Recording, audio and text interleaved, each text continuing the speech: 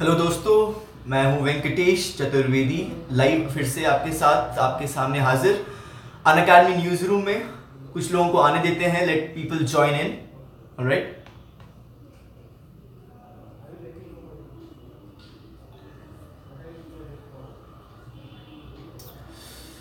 या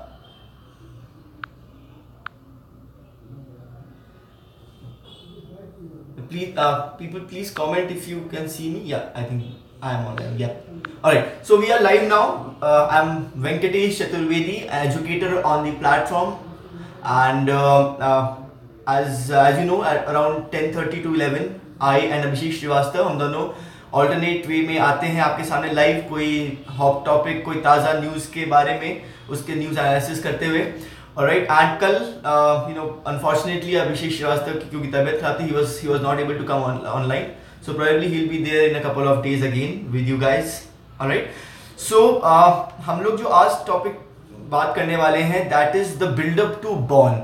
alright, so Bonn obviously it's a place in Germany, and अभी जो चल रही है वहाँ पे, that is the COP which is COP 23, which is UNFCCC जो है क्लाइमेट चेंज के ऊपर एक बहुत ही इंपॉर्टेंट मीटिंग चल रही है। एंड ऑब्वियसली आप लोग ने अगर न्यूज़ पढ़ा है उसके बारे में कि बॉर्न क्यों इंपॉर्टेंट है, सो यूल फाइंड कि there are so many things which have to be finalise, and because अभी USA recently they came out of the Paris agreement से यूएसए निकल के आया।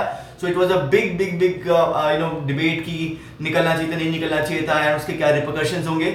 इसलिए आफ्टर यूएस जब निकल चुका है पेरिस एग्रीमेंट से क्लाइमेट चेंज के ऊपर, उसके बाद ये पहली कॉप है, therefore it is very important. Alright, so therefore मैं सोचा कि क्योंकि बहुत लोग अभी न्यूज़ पढ़ रहे होंगे, पहली बार जब पढ़ रहे होंगे अबाउट बॉर्न क्लाइमेट चेंज के बारे में, if you are new to UPSC preparation, so you might have many questions in mind कि क्या हुआ था पेरिस में, why is Paris agreement so important, Paris में ऐसी क्या क्या डिसीजंस लिए गए थे जिसकी वजह से अभी यूएस निकल चुका है, एंड अभी बॉर्न क्यों इंपॉर्टेंट है देयरफॉर। ऑलराइट, सो स्टार्ट करते हैं कि पेरिस एग्रीमेंट आपका फोर्स में आया था 4 नवंबर 2016 में। सो 4 नवंबर 2016 को फोर्स में आया था, बट उससे पहले पेरिस एग्रीमेंट साइन हो चुका था, ऑब्वियसली कहाँ पे, पेरिस में। राइट, सो इसमें एक बहुत इंपॉर्टेंट क्लॉज है जो प्रीलिम्स पॉइंट ऑफ व्यू से बहुत इंपॉर्टेंट है, क्योंकि पेरिस एग्रीमेंट एक बहुत ही बड़ा मेजर इवेंट था।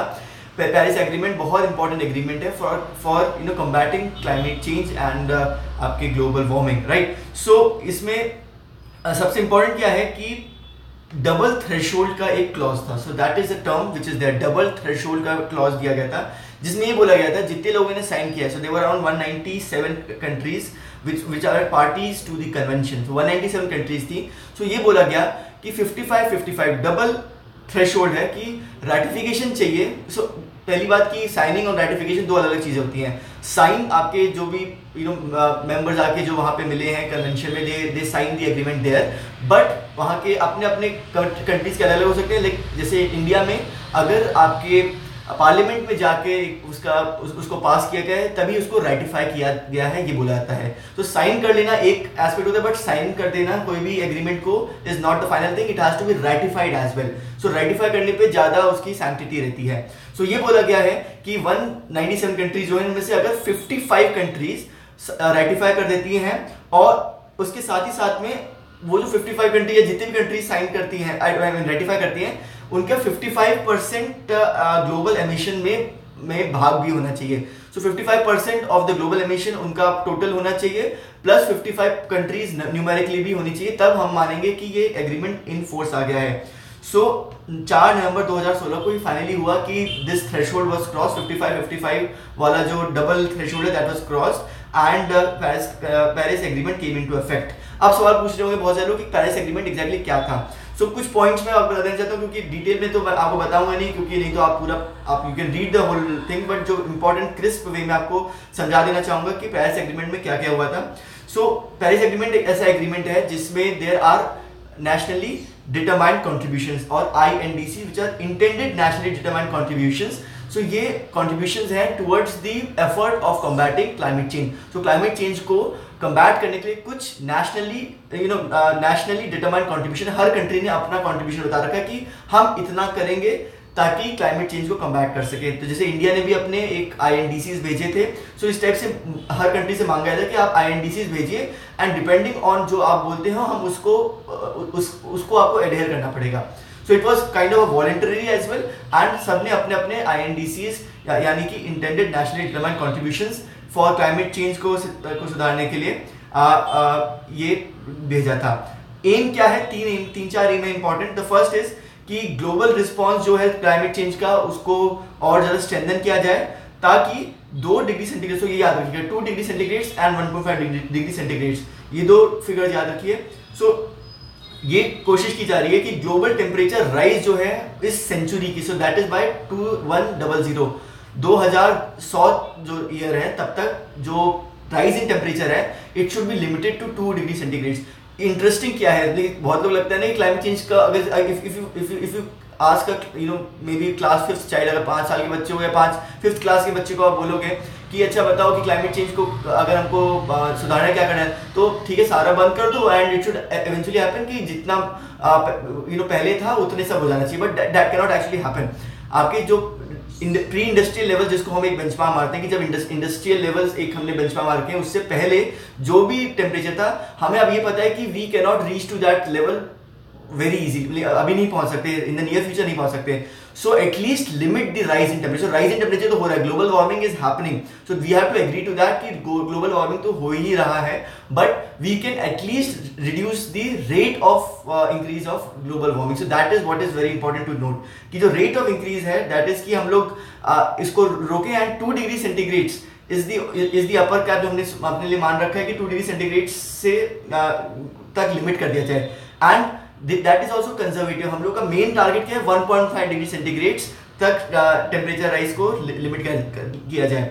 Alright, so these are the 2 major quantifiable targets की 2 degree centigrade of rise in temperature from the pre industrial level तक का हम लोग इसको लिमिट करें एंड 1.5 डिग्री सेंटीग्रेड तक का स्ट्राइव करें। ऑलराइट, सो एंड एम किया जा रहा है कि इम्पैक्ट ऑफ ग्लोबल चेंज जो है वो अलग अलग जो कंट्रीज है उनकी एबिलिटी बढ़ा जाए। सो इसमें 2 चीज आती है जो हमें भी थोड़ा डिस्कस करेंगे, बट यू शुड नो कि there is one adaptation and one is mitigation. So mitigation हम लोग बहुत समय से करते आ रहे हैं, अडैप्टेशन पे इतना फोकस नहीं था। सो पेरिस एग्रीमेंट में ये बोला गया कि अडैप्टेशन पर भी फोकस किया जाए ताकि कंट्रीज की एबिलिटी बढ़े कि वो इम्पैक्ट ऑफ क्लाइमेट चेंज को बेयर कर सकें। स्पेशली आपके पैसिफिक आइलैंड नेशंस वगैरह हैं जहाँ पे बहुत ज़्यादा दे आर मोस्ट वल्नरेबल। हमारा जो सी कोस्ट है, हम लोग ही बोलते हैं कि हमारे बहुत सारे सी कोस्ट वल्नरेबल है। So imagine a country island nation जहाँ पर आपका which is just near about the sea level and उनके ऊपर क्या इम्पैक्ट हो सकता है if the climate changes to जितना मतलब हम लोग अगर INDCs भी हमने नहीं किए तो कैन यू इमेजिन कितना 4-5 डिग्री सेंटीग्रेड तक इंक्रीज होता है, सी लेवल राइज होते हैं तो they will all be submerged, right. And finally एक financial flow and technology transfer, these are very 2 important terms, the technology transfer and financial flow. ये भी बात की गई थी पेरिस एग्रीमेंट में कि जो आपके डेवलप्ड कंट्रीज हैं वो कुछ पैसा दें डेवलपिंग कंट्रीज को एंड अंडर डेवलप्ड कंट्रीज को, ताकि they can actually mitigate and as well adopt to the climate change. So that is one कि पैसा दिया जाए, alright, and the second was कि ट्रांसफर ऑफ टेक्नोलॉजीज, क्योंकि हम लोग टेक्नोलॉजी के इतने एडवांस नहीं है probably जितने डेवलप्ड कंट्रीज हैं। सो अगर टेक्नोलॉजी नहीं आएगी then how can we mitigate, how can we adapt, right. So those 2 things are there कि one is the fund transfer and the second is the technology transfer, alright. So ये सब चीजें broadly were talked in the Paris agreement and the countries came out with the INDCs और the intended nationally determined contributions, alright. And the important point is कि एक तो ये INDCs को दे are not कि they are forever, they can be revised every 5 years। So global stock taking will happen every 5 years, assess करने के लिए कि क्या कलेक्टिव प्रोग्रेस रहा है इन एग्रीमेंट को फाइनली इनके पर्पस को अचीव करने के लिए, एंड इंडिविजुअल एक्शंस जो है अलग अलग कंट्रीज है उनने क्या क्या लिए हैं। सो ऐसा नहीं कि एक बार एग्रीमेंट हो गया तो बस भाई इतना ही है, इससे ज्यादा नहीं कर सकते कुछ, दैट्स नॉट ट्रू।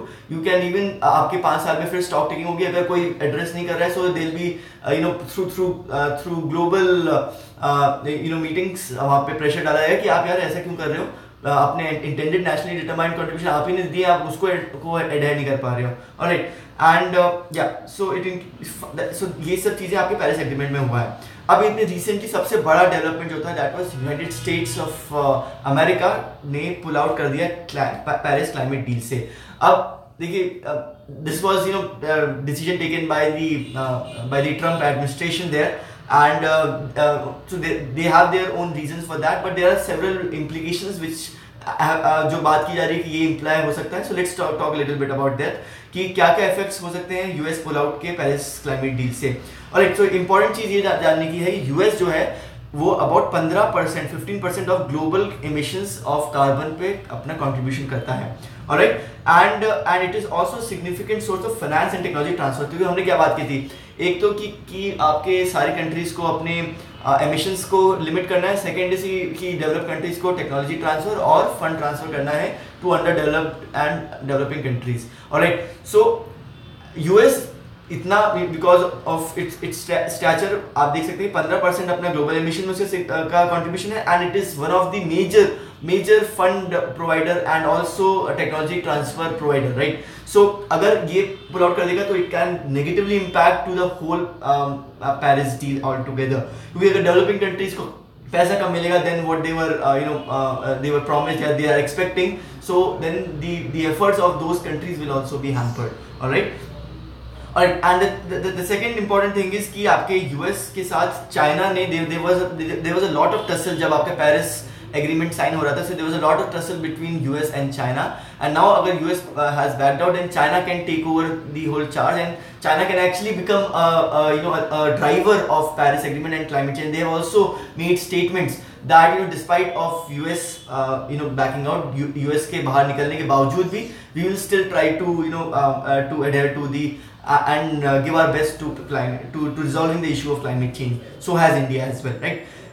एक इम्पॉर्टेंट एक आर्टिकल वाज देयर जिससे मैं आपको एक्सट्रैक्ट लाता हूँ, विच सेड कि डिस्पाइट कि प्रेसिडेंट ट्रम्प के विड्रॉ कर लिया है उन्हें अकॉर्ड से, यूएस कार्बन की जो US carbon continues to drop. So that is the exact statement कि डिस्पाइट कि उन्हें they have come out of Paris agreement, still it will not happen कि they will start increasing their emissions and all. So there will be a decline, but a rate of decline would be hampered. So it is expected it will become nearly nearly half. The rate of decline will become nearly half, and the projection are that so president Obama ने जो भी आपके estimates किए थे उसके उनके administration ने उससे आधी ही टारगेट्स रीच कर पाएंगे, but still there will be a decline in the carbon which US the footprints of carbon footprints of USA, alright.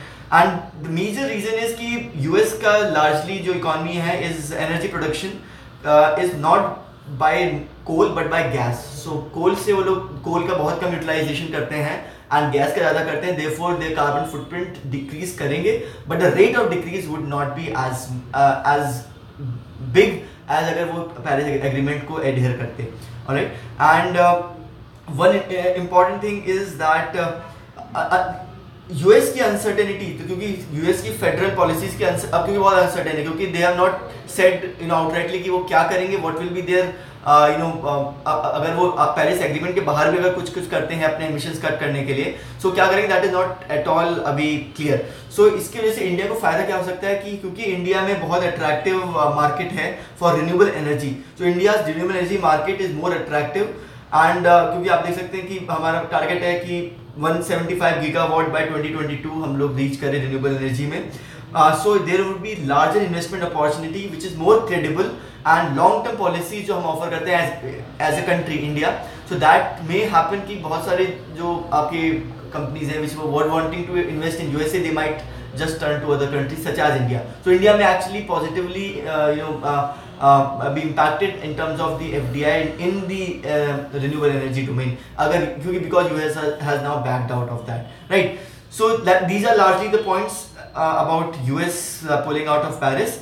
Then finally the build up to Bonn. So Bonn में अभी meeting चल रही है and there will be lot of articles daily. So please keep following them. There would be certain statements made by the dignitaries there. So there would be important statements as a roadmap for the Paris Agreement as a whole and our drive to combat climate change. Alright. And so India की क्या क्या opportunity है? So India में Bonn में जो अभी COP23 चल रहा है. So there was in between जैसे Paris was 2 years back. In between there was a COP22 as well which was in Marrakesh. So it was just it was also important after Paris. That was the first COP, and then this is the second COP in which it is important because USA has backed out, and therefore there has to be a lot of discussion, debate, and deliberation regarding the way forward, right? So India, what India can do is, India, because it has convinced the world and it has actually made many बहुत efforts लिए हैं to renewable energy की तरफ जाने के लिए, and India is in dire need of both fund transfer and technology transfer, because though if our intentions are also good, but without money, without technology, we cannot achieve the limits which we are looking at. Therefore we can actually drive our technology transfer, the need of technology transfer there. We can push for greater technology transfer and fund transfer to India and other countries as well, which are having a similar stature and similar intention of adhering to Paris Agreement. And इसमें एक important चीज़ ये है कि जो rules है Paris Agreement में, because Paris Agreement, mark my words please, means maybe आप feel important, prelims के लिए बहुत important है, it is not binding. It is not binding. So इसकी जो rules हैं implementation के, वो negotiate किए जाएंगे Bonn में. So therefore it becomes very important कि Paris Agreement में जो चीज़ discuss की गई हैं उसके rules जो हैं वो क्योंकि वो discuss किए जाएंगे Bonn में. एंड इंडिया एंड चाइना दोनों जो है वो रेजिस्ट कर रहा है स्टीपर एमिशंस टारगेट्स को इंपोज करने के लिए ऑन डेवलपिंग नेशंस, बिकॉज आप देखिए क्या this is a big tussle anywhere, you see it anywhere, you can see it in WTO में देख सकते हो आप, UNFCCC में देख सकते हो, UNEP में देख सकते हो, UNDP में कहीं पर भी, कि ब्रॉडली दो एक तरह से ग्रुप्स हैं, एक आपके डेवलपिंग कंट्रीज जिसमें आप अंडर डेवलप्ड को भी मान सकते हो, and then the developed countries. So developed countries हमेशा चाहता है कि यार हम लोग ही क्यों करें सब कुछ, the responsibility should go to developing countries as well. And the developing countries का rationale ये रहता है कि historically जो भी चीजें, जैसे for example अगर हम climate change देखें तो historically climate change में सबसे ज़्यादा impact किसने डाला है, that is the most industrialized nations, आपके ब्रिटेन हो गया, US हो गया. So these countries are the ones जिनने सबसे ज़्यादा contribute किया है historically since industrial revolution in the emission. So क्योंकि historically क्या रखा है तो अब सबको बराबर तो नहीं करना चाहिए, there should be some disparity in the term कि डेवलप कंट्रीज उनको ज़्यादा कंट्रीब्यूशन करना चाहिए एंड डेवलपिंग कंट्रीज को थोड़ा कम. So this tussle always happens कि डेवलप कंट्रीज चाहते हैं कि डेवलपिंग कंट्रीज और रिस्पॉन्सिबिलिटी लें, एंड डेवलपिंग कंट्रीज चाहते हैं कि हमें रिस्पॉन्सिबिलिटी क्यों दे रहे हो, हम तो अभी डेवलप भी नहीं हुए, आप डेवलप हो चुके हो, and you are reaping the benefits of industrial revolution at the cost of us. Alright, so इसलिए इंडिया एंड चाइना इसमें एक साथ हो जाता है, and they resist the imposition by the develop countries. Develop countries के इम्पोजिशन को resist करता है ऑन स्टीपर एमिशन टारगेट्स. सो क्योंकि डेवलप कंट्रीज आप लोग यार आप और करो, आप अभी कम कर रहे हो, राइट. सो दैट आप WTO के सब्सिडीज में भी ये होता है कि सब्सिडीज में US बोलता रहता है इंडिया को कि आप अपने सब्सिडीज और कम करो, जबकि हम इतना नहीं कर सकते क्योंकि we are still in the stage of development, right. Alright, and important thing जो मैं थोड़ा बता चुका हूँ कि मिटिगेशन में हम लोग ने काफ़ी एफर्ट्स डाल चुके हैं हिस्टोरिकली, एंड अडाप्टेशन पे इतना इफेक्ट नहीं हुआ है, एंड अडाप्टेशन पे इतना फोकस नहीं हुआ. सो बॉर्न वुड आप देखिएगा, आई एम श्योर 2-3 दिन में इस पर आर्टिकल्स आएंगे कि there will be a lot of emphasis given on the efforts and the strategies, fund, technology for mitigation as well, in addition to adaptation in addition to mitigation. क्योंकि mitigation तो already हो रहा है, उसको हम जितना कर रहे हैं उसको और बढ़ाना चाहिए, पर अडैप्टेशन जो बहुत कम हो रहा था उसको भी बढ़ाना चाहिए, साथ साथ में दोनों चलने चाहिए. इट कैन नॉट हैपन कि एक रहे दूसरा ना रहे, दोनों चीज़ एक साथ चलनी चाहिए. Alright, so that is all about the build up to Bonn. आपको थोड़ा ब्रीफ आइडिया दिया पेरिस एग्रीमेंट का. प्लीज कमेंट करिए कमेंट सेक्शन में. मैंने स्पेसिफिकली इसलिए नहीं लिखा था कि what are the INDCs of India, आपके 4 इंपॉर्टेंट पॉइंट्स हैं. सो प्लीज गो गूगल, अगर आपको नहीं पता है, if you remember please quickly write in the comment section below, and peer review आप एक दूसरे का कर सकते हो, that would be there. Alright, thank you so much. Probably tomorrow मैं ही फिर से आपका ये न्यूज़ रूम लूंगा, बिकॉज अभिषेक की अभी तबीयत खराब है. Probably he will be there day after tomorrow. Thank you so much, have a great day.